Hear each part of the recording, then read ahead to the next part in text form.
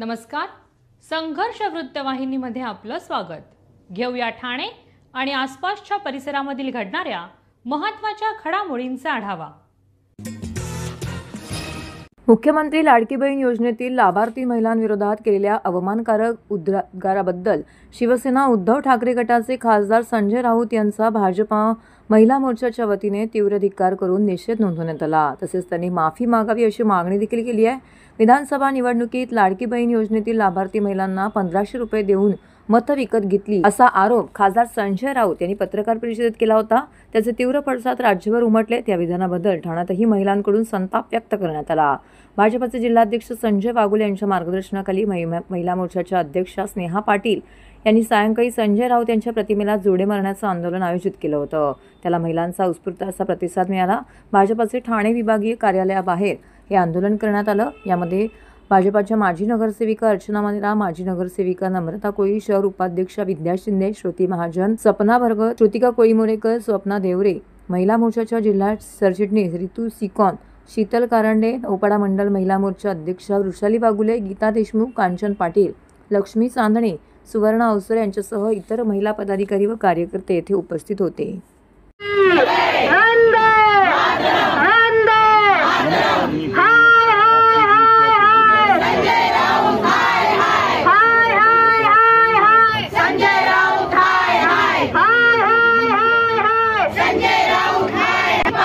आपल्या महाराष्ट्राला माहिती आहे की सकाळ झाली की एक सायको टाईप एक माणूस सकाळी उठतो आणि काहीतरी विधान करतो.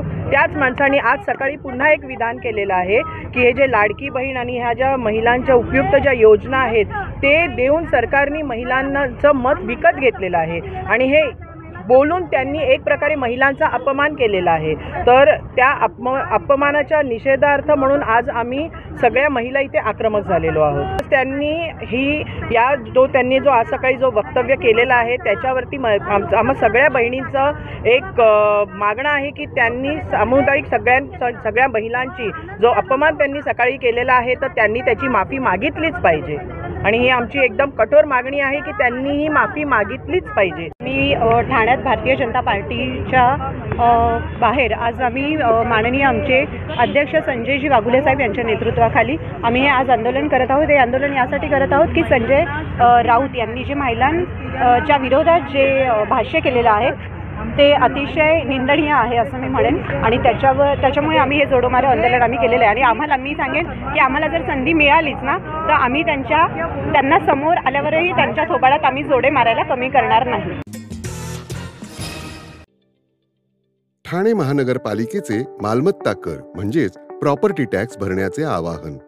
सन 2022-23 या आर्थिक वर्षाचे मालमत्ता कराचे म्हणजेच प्रॉपर्टी टॅक्सचे बिल ठाणेकर करदात्यांना महापालिकेमार्फत आर्थिक वर्षाच्या सुरुवातीस म्हणजेच माहे एप्रिल 2022 मध्ये देण्यात आलेले आहे.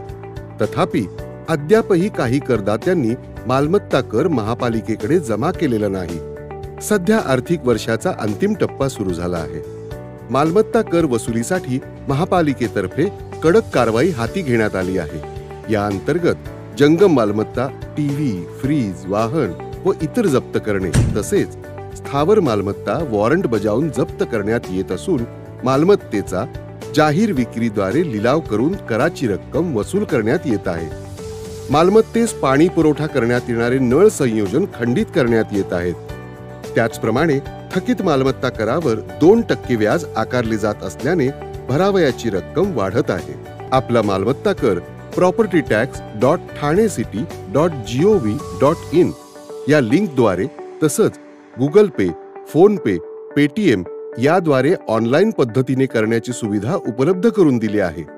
शनिवार, रविवार व सार्वजनिक सुट्टीच्या दिवशी नागरिकांना मालमत्ता कर भरणे सोयीचे व्हावे याकरता महापालिकेचे मालमत्ता कर संलग्न कार्यालय या दिवशी कार्यान्वित ठेवण्यात आलेले आहे. तरी मालमत्ता कर वसुलीची अप्रिय कारवाई टाळण्याच्या दृष्टिकोनातून मालमत्ता कर भरून महापालिकेस सहकार्य करावे. धन्यवाद. गेल्या काही दिवसांमध्ये स्मार्ट एज्युकेशन इंग्लिश हायस्कूल या दिव्यातील अनधिकृत शाळेमध्ये अतिशय निंदनीय प्रकार घडला होता. निंदनीय प्रकारामुळे विद्यार्थी, शाळा त्याचबरोबर पालक या सगळ्यांच्या सुरक्षेचा जो प्रश्न आहे तो ऐरणीवरती आला होता. अशातच दिव्यातील अनधिकृत शाळेवरती कारवाई करण्याची मागणी मेस्टर संघटनेच्या वतीने गेल्या अनेक दिवसांपासून केली जाते। याबाबत त्यांनी शासनाकडे पत्रव्यवहार देखील केलेले आहेत, मात्र त्याबाबत कोणतीही कारवाई अखेरीस न केल्यामुळे आज मेस्टा संघटनेच्या वतीने ठाण्यामध्ये एक पत्रकार परिषद घेण्यात आली। या पत्रकार परिषदेअंतर्गत या संपूर्ण संघटनेतील पदाधिकाऱ्यांनी आपली भूमिका या ठिकाणी मांडलेली आहे। त्याचबरोबर दिव्यातील एकूण 65 अनधिकृत शाळांवरती कारवाई करावी अशी थेट मागणी देखील केलेली आहे। वारंवार प्रशासनाकडे तक्रार करून देखील ठाणे महानगरपालिका प्रशासन असू दे किंवा अधिकारी या कारवाईकडे कानाडोळा करत असल्याचं देखील त्यांनी या पत्रकार परिषदेअंतर्गत सांगितलेलं आहे। संघटनेमार्फत अनधिकृत शाळा त्वरित बंद व्हाव्यात याकरिता मुंबई उच्च न्यायालयामध्ये दाद मागितली आहे। कोर्टात केस सुरू असून लवकरात लवकर निकालाची अपेक्षा असल्याचं देखील त्यांनी सांगितलेलं आहे। दिवा शहरातून अनेक विद्यार्थी लोकलमार्फत प्रवास करून जवळील शहरातील शाळेत शिक्षण घेत आहेत। दिवा शहराची वाढती लोकसंख्या लक्षात घेता शहरामध्ये शाळा महाविद्यालय अधिक प्रमाणामध्ये हवे आहेत। ठाणे, कळवा, मुंब्रा येथे ठाणे महानगरपालिकेच्या इंग्रजी माध्यमांच्या शाळा ज्याप्रमाणे सुरू करण्यात आल्या आहेत, त्याच धर्तीवरती दिवा शहरातही ठाणे महानगरपालिकेने इंग्रजी माध्यमांच्या शाळा सुरू कराव्यात ही विनंती करण्यात आलेली आहे। त्याचबरोबर जेणेकरून अनधिकृत शाळांमध्ये विद्यार्थ्यांना प्रवेश घेण्याची वेळ येणार नाही, त्यामुळे दिव्यातील सर्व अशा अनधिकृत 65 शाळांवरती कारवाई करण्याची मागणी आज या पत्रकार परिषदेअंतर्गत पुन्हा एकदा करण्यात आलेली आहे। या जिल्ह्यात अनधिकृत शाळांचं एक प्रकारचं पेव फुटल्यासारखी परिस्थिती आहे। अनधिकृत शाळा ह्या जवळजवळ मला असं वाटतं की शतकाच्या घरामध्ये या ठाणे जिल्ह्यामध्ये गेल्या दिव्या आणि कळवामध्ये अक्षरशः थैमान घातलं। विद्यार्थ्यांचं शैक्षणिक नुकसान तर होतच आहे, पण अक्षरशः एका टपरीमध्ये किंवा एखाद्या गाळ्यामध्ये अशा शाळा चालतात। या शाळांना अधिकाऱ्यांचा अभय मिळतं की लोकप्रतिनिधींचा अभय मिळतं कळायला मार्ग नाही, परंतु विद्यार्थ्यांचं शैक्षणिक नुकसानाबरोबर पालकांची सुद्धा दिशाभूल केल्या जाते, त्यांची फसवणूक केल्या जाते। अव्वाच्या सव्वा फी आकारणी करून कुठल्याही प्रकारची मान्यता नाही, कुठल्या प्रकारचा कागद नाही, कुठल्या प्रकारची तपासणी नाही। गेल्या 3 वर्षापासून महाराष्ट्र इंग्रजी शाळा संस्थाचालक संघटना मेस्टाच्या वतीनं आपण हे आंदोलन हातात घेतलेलं आहे। या आंदोलनाच्या माध्यमातून अनेक वेळा वारंवार शिक्षणाधिकारी माध्यमिक असतील, प्राथमिक असतील, उपायुक्त असतील, महानगरपालिकेचे आयुक्त असतील, उपायुक्त असतील, सगळ्यांना आपण आतापर्यंत निवेदनं देऊन झाली, प्रसंगी धरणे आंदोलन करून झाली, परंतु आतापर्यंत कुठलाही त्यांच्यावरती वचक बसवण्यात आलेला नाही। दिव्यामध्ये आत्ताच्या घडीला 65 शाळा इनलिगली चालू आहेत, त्याच्यावर कुठल्याही प्रकारे कारवाई होत नाही। आम्ही 3 वर्ष झाले पाठपुरावा घेतोय, पण शासनाचं स्वतःचं काम आहे, ते काम सुद्धा ज्या दुसरे काही आम्ही ते मदत करतोय तर त्याला पण ते व्हॅल्यू देत नाही। अनधिकृत शाळा हे अधिकाऱ्यांच्याच आशीर्वादाने चालू असतात आणि त्या भविष्यात जर बंद नाही झाल्या तर लिगली स्कूलचं पण नुकसान होतोय आणि त्या पण बंद होण्याच्या मार्गावर असते। मागणी एवढेच आहे, जे चुकीचं चाललंय त्याच्यावर शासनाने कारवाई करावी आणि ज्या शाळा ज्या लिगली होऊ शकतात तर त्यांनी लिगली करण्यासाठी पण प्रयत्न करावे। मागणी अशी आहे की आपल्या देशाचं मूलभूत पाया समजली जाणारी शैक्षणिक ही शिक्षणाचा दर्जा न ढसळता विद्यार्थ्यांना चांगला शिक्षण मिळायला पाहिजे।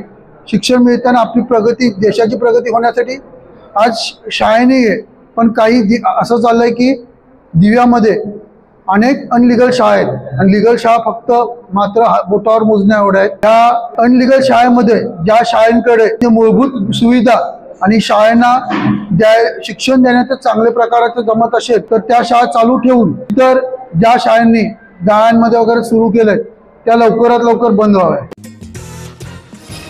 धर्मराज्य पक्षाच्या वतीने ईव्हीएम विरोधात जनआंदोलन सुरू करण्यात आलं आहे। भविष्यातील सर्व निवडणुकांसाठी सर्वसामान्य मतदारांना मतपत्रिकेद्वारेच मतदान करण्याबाबत आवाहन आणि जनजागृती करण्यात येणार आहे। या आंदोलनाचे नेतृत्व धर्मराज्य पक्षाचे अध्यक्ष राजन राजे हे करण्यात आहे। त्या संदर्भात त्यांनी आज पत्रकार परिषद आयोजित केली होती। या जनआंदोलनाचं नेमकं स्वरूप कसं असेल, कशा प्रकारे हे आंदोलन केले जाणार आहे याची माहिती त्यांनी दिली आहे। त्याचबरोबर हे आंदोलन सुरू असताना नागरिकांना ईव्हीएम हटाव लोकशाही बचाव अशा प्रकारच्या आशयाची जाणीव देखील करून दिली जाणार आहे। त्याचबरोबर नागरिकांनी स्वतः या ठिकाणी आपला जो निर्णय आहे तो या मतपेटीमध्ये बंद करून शासनापर्यंत पोहोचवायचा आहे। त्याचबरोबर तसेच 26 जानेवारी रोजी काही काळासाठी लाईट बंद करून या जनआंदोलनामध्ये सहभागी होण्याचं आवाहन देखील धर्मराज्य पक्षाचे अध्यक्ष राजन राजे यांनी केलं आहे। जर लोकशाही आणि स्वातंत्र्य टिकवायचं असेल, ही स्वातंत्र्याची दुसरी लढाई आहे। 47 साली आणि त्या अगोदर 43 सालापर्यंत आपण स्वातंत्र्याची पहिली लढाई लढलो। हे जर वाचवायचं असेल तर तुम्हाला पुन्हा एक वार बॅलेट पेपर कागदी मतपत्रिकेकडे जाण्यावाचून गत्यंतर नाही। त्यानंतर भाजपला अगदी 2/3 जरी बहुमत मिळवायचं असेल खुशाल मिळवू द्या, पण अशी बनावटगिरी, भोंदूगिरी आमच्या जनमताचा अनादर करणं हे चालणार नाही, यासाठी हे आंदोलन आहे. आणि म्हणून महत्त्वाचं म्हणजे 26 जानेवारी 2025 रोजी धर्मराज्य पक्षातर्फे रात्र 9 वाजता संपूर्ण भारतभर, ठाण्यापासून महाराष्ट्रापासून भारतभर आम्ही असं आवाहन करत आहोत की रात्री 9 वाजल्यापासून 5 मिनिटं आपण जिथे असाल तिथे, आपल्या घरातले, दुकानातले, जिथे जिथे आपल्याला शक्य असेल, आपल्या संस्थांमधले दिवे बंद करा फक्त 5 मिनिटं. आणि या दिल्लीश्वरांना, या गुजराती लॉबीला धडका द्या. त्यांना सांगा तुमची धोरणं, तुमचं ईव्हीएम उचलून फेकून द्या अरबी समुद्रात किंवा अजून कुठल्या पश्चिम बंगालच्या उपसागरात फेकायचं असेल तिथे. आम्हाला ते अजिबात चालणार नाही. ते प्रोग्राम करता येतं, त्यात आमची फसवणूक होते, आमच्या मतांची चोरी होते. आम्हाला आमच्या मतांचं प्रतिबिंब स्वच्छ, निर्भेळ, निखळ असं कागदी मतपत्रिकेद्वारेच पडताना दिसलं पाहिजे, अशा पद्धतीचा संदेश 5 मिनिटाच्या काळोखानी या अमृत महोत्सवी प्रजासत्ताक दिनी दिला पाहिजे, अशी आमची विनंती आहे. आता इतर पक्षांना आम्ही इथून पुढे आवाहन करणार आहोत. आम्ही आंदोलन जागोजागी करण्याचा मूळ उद्देश तोच आहे. इलेक्ट्रॉनिक पद्धतीने फेसबुक, व्हॉट्सॲप, तुमचं इन्स्टा आणि आधी जी कुठली यूट्यूब वगैरे या समाज माध्यमांद्वारे आमचा हा संदेश पसरवणं चालू राहणार आहे. आपली त्याला मदत होऊ द्या आपल्या चॅनेलद्वारे.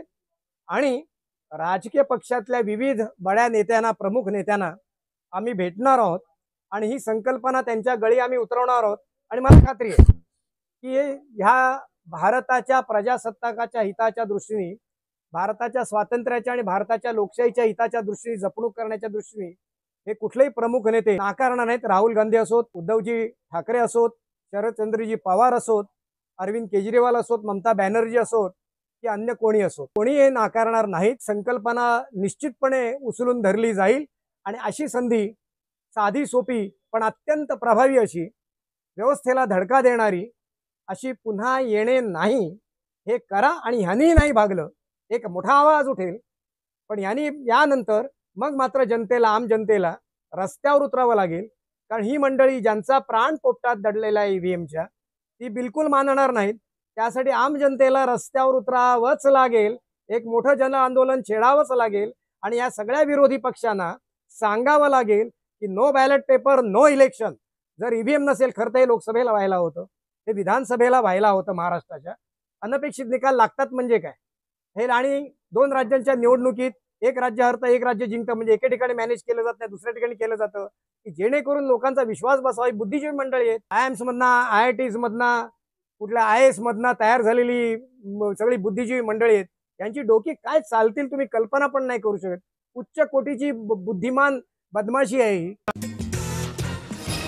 उपमुख्यमंत्री एकनाथ शिंदे यांचे विश्वासू स्वीय सहाय्यक प्रभाकर काळे यांचा वाढदिवस अत्यंत साधेपणाने साजरा करण्यात आला. माजी मुख्यमंत्री व विद्यमान उपमुख्यमंत्री नामदार एकनाथ शिंदे यांचे जुने व विश्वासू स्वीय सहाय्यक प्रभाकर काळे यांचा वाढदिवस आज साधेपणाने त्यांच्या राहत्या घरी साजरा करण्यात आला. यावेळी प्रभाकर काळे यांना वाढदिवसाच्या शुभेच्छा देण्याकरिता विविध क्षेत्रातील मान्यवर, बंधू भगिनी मोठ्या संख्येने येथे उपस्थित होते. उपस्थित मान्यवरांनी त्यांना शुभेच्छा देऊन त्यांचे मार्गदर्शन व कार्यक्षमता याबाबतचे कौतुक केलं. कार्यक्रमादरम्यान केक कापून वाढदिवस देखील साजरा करण्यात आला. प्रभाकर काळे यांच्या साधेपणाने व विनम्रतेने साजरा झालेल्या या कार्यक्रमाने उपस्थितांची मनं जिंकली. प्रभाकर काळे हे एकनाथ शिंदे यांचे विश्वासू सहकारी असून त्यांच्या समर्पित कार्यामुळे ते सर्वांच्याच आदराचे स्थान बनले आहेत.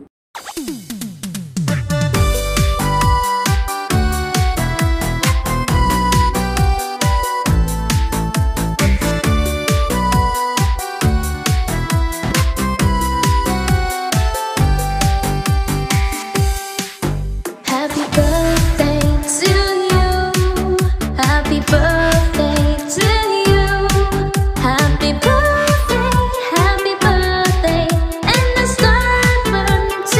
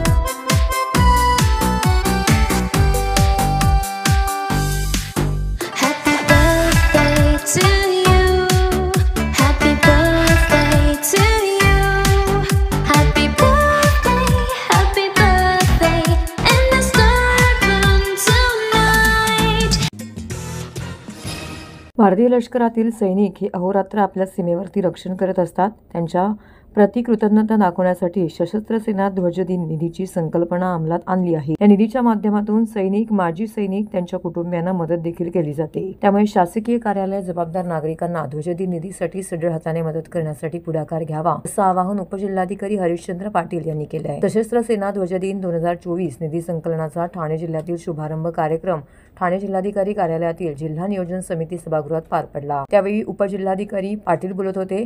कॅप्टन वाय.के. राव, नवी मुंबई पोलीस आयुक्तालयाचे सहाय्यक पोलीस आयुक्त किशोर गायके, नौदलातील लेफ्टनंट अभिषेक कुमार सिंग, ठाणे तहसीलदार किशोर मराठे, जिल्हा सैनिक कल्याण अधिकारी ठाणे पालघर मेजर प्रांजळ जाधव यांच्यासह विविध कार्यालयाचे कार्यालय प्रमुख येथे उपस्थित होते. भिवंडी निजामपूर शहर महानगरपालिका 109 आपल्याला सनद प्रशस्तीपत्र निजामपूर शहर महानगरपालिका भिवंडी. राज्य कर सह आयुक्त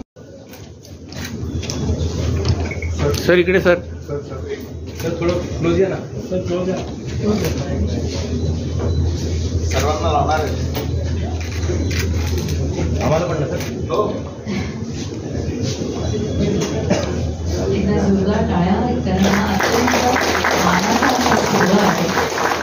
या सगळ्यात आपण साक्षीदार आहोत.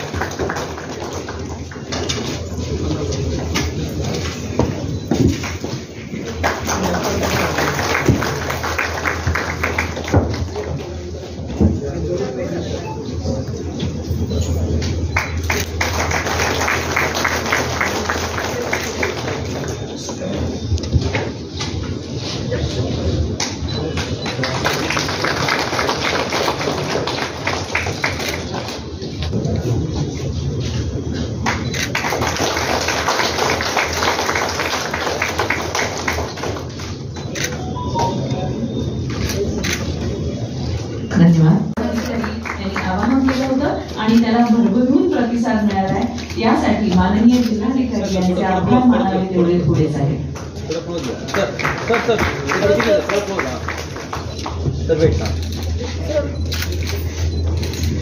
इष्टांक पूर्ततेसाठी जिल्ह्यातल्या अनेक कार्यालय आणि संस्था यांचा मोलाचा वाटा आहे.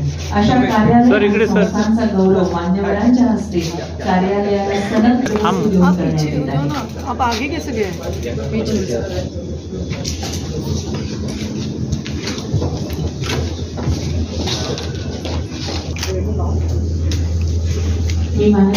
सर्व मान्यवर तसेच उपस्थित सर्व माजी सैनिक व शासकीय कार्यालयातील सर्व अधिकारी व कर्मचारी वर्ग, पदाधिकारी, बंधू व भगिनींनो, भारतीय थल सेना, वायुसेना व नौसेनामधील सर्व सैनिक आपापल्या कार्यामध्ये देशाचे स्वातंत्र्य व अखंडत्व अबाधित ठेवण्याकरिता सदैव तत्पर असतात. वेळप्रसंगी आपल्या प्राणाची आहुती बलिदान देण्यास मागे राहत नाही. त्या सर्वांच्या कार्यामुळे आज सामान्य नागरिक देशात सुरक्षित व निश्चिंत आयुष्य जगू शकतात. त्या सर्व सैनिकांप्रती कृतज्ञता व्यक्त करण्याची ही संधी ध्वजदिन निधी संकलनाद्वारे तुम्हा आम्हा सर्वांना मिळते. या कार्याचा आजचा शुभारंभ दिवस आहे.